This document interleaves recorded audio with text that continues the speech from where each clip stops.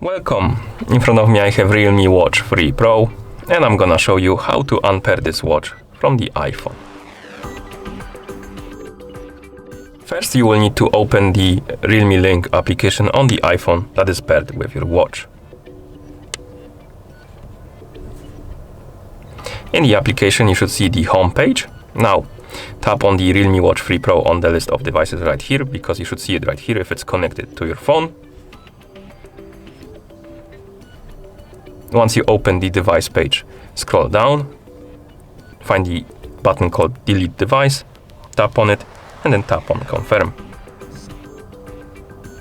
Now you can tap on the Settings button right here. This should redirect you to the settings on your iPhone. Tap on Bluetooth, and here you should see two watches on the list of my devices. Tap on the info icon next to one, tap on Forget this device, tap on Forget device, and then tap on the info icon next to the second one, tap on Forget this device, and tap on Forget this device. Once both of them are gone from the list of my devices, you can close the settings. As you can see in the app, the watch disappeared from the main page, and also it resetted itself to the factory default settings.